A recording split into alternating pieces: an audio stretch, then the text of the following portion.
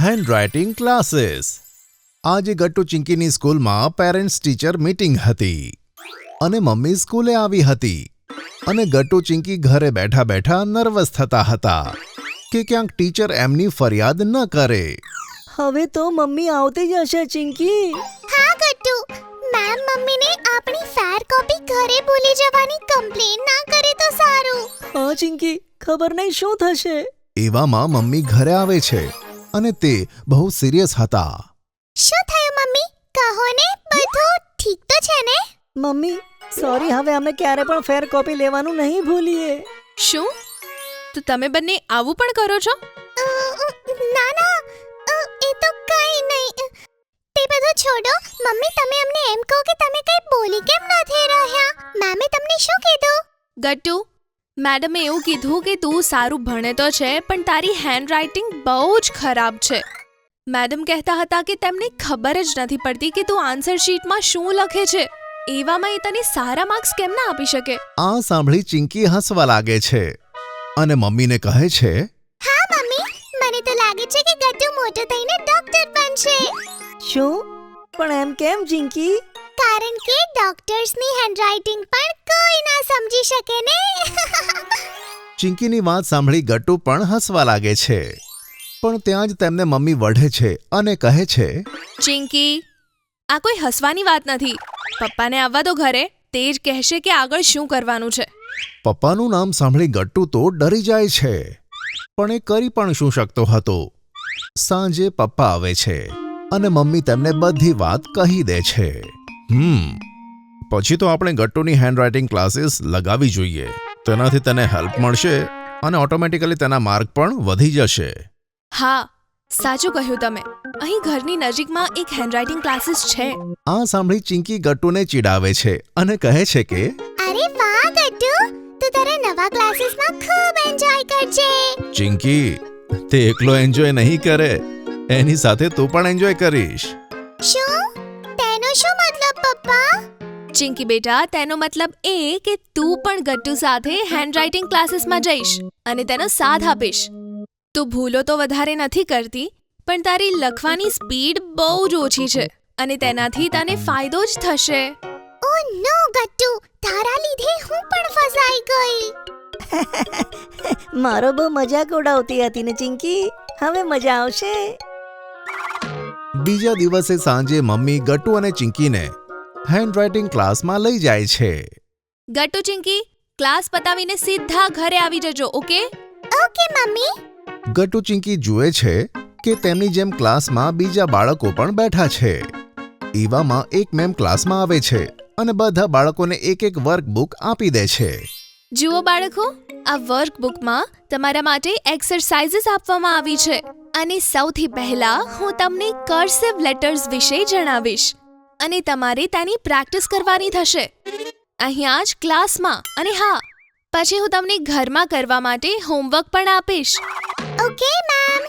પછી બોર્ડ પર મેડમ બાળકોને લેટર્સ લખીને બતાવે છે અને પછી બધાને ઘણી બધી એક્સરસાઇઝ કરવા માટે આપે છે. આ કેટલું બધું કામ છે, ખબર નહીં ક્યારે થશે. ગટ્ટુ, તારા લીધે મારે પણ આ કરવું પડશે. હા તો તું મારી બહેન છે ને, મારો સાથ આપ આ બધામાં. ગટ્ટુ ચિંકી એક્સરસાઇઝ કરવામાં લાગી પડે છે અને પછી મેડમ બધાની એક્સરસાઇઝ ચેક કરે છે. ગટ્ટુ, તારે તો બહુ જ મહેનત કરવાની જરૂર છે. એક કામ કર, તારે હોમવર્કમાં 10 પેજીસ એક્સરસાઇઝના કરીને આવવાના છે અને ચિંકી, તે વધારે ભૂલો નથી કરી એટલે તું ફક્ત 5 પેજીસ કરીને આવજે. Okay ma'am. આ શું? મારે તો ડબલ કામ કરવું પડશે. ગટ્ટુ, જલ્દી તારી હેન્ડરાઇટિંગ સુધારી દે, નહીં તો આમ જ ડબલ કામ કરવું પડશે. ચિંકી, હસવાનું બંધ કર, નહીં તો. નહીં તો શું હે? નહીં તો શું? ક્લાસ ખતમ થઈ ગઈ હતી, તેથી ચિંકી હસતા હસતા ક્લાસની બહાર જાય છે અને ઘરે જવા લાગે છે અને ગટ્ટુ તેની પાછળ પાછળ ભાગે છે. ઘરે પહોંચ્યા પછી પણ તેઓ એકબીજાની પાછળ ભાગતા હતા. ઊભી રહે ચિંકી, હું તને છોડીશ નહીં. દમ હોય તો પકડીને બતાય ગટ્ટુ. તેમને આમ તેમ ભાગતા જોઈને મમ્મી ગુસ્સો કરતા કહે છે કે, આ બધું શું ચાલી રહ્યું છે ગટ્ટુ ચિંકી? ઊભા રહો તો. મમ્મીના બૂમ પાડતા જ બંને પોતપોતાની જગ્યાએ રોકાઈ જાય છે. તમને બંનેને ક્લાસીસમાંથી હોમવર્ક મળ્યું હશે ને? હા મમ્મી, મને 5 પેજ અને ગટ્ટુને પૂરા 10 પેજ. અચ્છા, તો તમે બંને ટાઈમ વેસ્ટ કેમ કરી રહ્યા છો? જાઓ જઈને પહેલા હોમવર્ક ખતમ કરો તો. Okay mummy. અને ગટ્ટુ ચિંકી પોતપોતાનું હોમવર્ક કરવા લાગી પડે છે.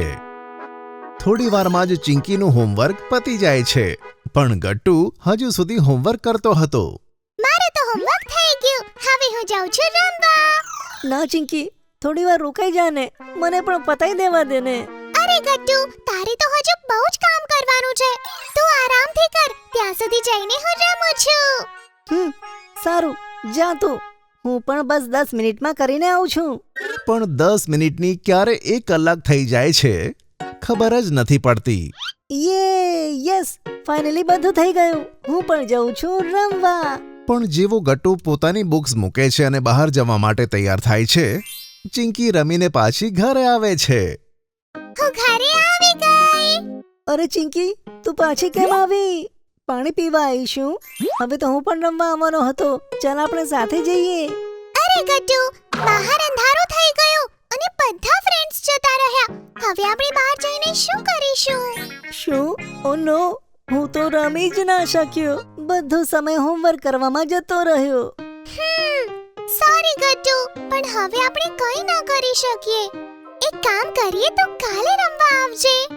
ગટ્ટુ કંઈ કહે તે પહેલા જ મમ્મી કિચનમાંથી અવાજ લગાવે છે અને બંનેને કહે છે, બાળકો, જાઓ જઈને હાથ મોઢું ધોઈ લો તો. અને પપ્પા પણ હમણાં આવતા જ હશે. ડિનર રેડી છે. કિચનમાં આવીને મારી હેલ્પ કરો તો. Okay mummy. અને આમ આજનો દિવસ પસાર થાય છે અને ગટ્ટુ થાકી જાય છે.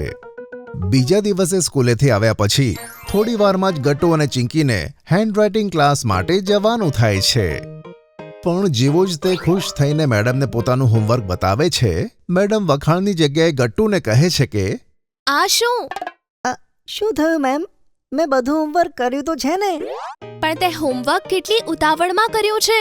જો તે કેટલી બધી મિસ્ટેક્સ કરી છે. આ હેન્ડરાઇટિંગ ક્લાસ છે. અને ગટ્ટુ, જો તો તારી હેન્ડરાઇટિંગ કેટલી ખરાબ છે. Sorry ma'am. હવે આજે હું તને જે પણ હોમવર્ક આપું તે તારે આરામથી કરવાનું છે, એકદમ સરસ રીતે. અને જો ફરીથી આવું થયું તો તને પનિશમેન્ટ મળશે. હા, ઓકે મેમ. બસ આમ જ ચાલ્યા કરે છે. અને આમ 1 મહિના સુધી મોન્ટુને ઘણું બધું હોમવર્ક કરવું પડે છે, જેના કારણે તેને બહુ રમવા મળતું ન હતું કે ન તો ટીવી જોઈ શકતો હતો. ત્યાં સુધી કે તેના હાથ પણ લખતા લખતા દુખતા હતા. પણ આટલી પ્રેક્ટિસ કરવાને કારણે તેની હેન્ડરાઇટિંગ સરસ થઈ ગઈ હતી. 1 મહિના પછી જ્યારે મેડમ ગટ્ટુનું હોમવર્ક ચેક કરે છે તો કહે છે, ગટ્ટુ. Yes ma'am. ફરીથી કોઈ ભૂલ થઈ કે? ના, આ વખતે તો તે એકદમ સ્વચ્છ, સુંદર અને સરસ હેન્ડરાઇટિંગ સાથે લખ્યું છે. ખરેખર તે 1 મહિનામાં બહુ જ ઇમ્પ્રુવમેન્ટ બતાવી છે ગટ્ટુ. શું ખરેખર madam? Yes, very good Gattu.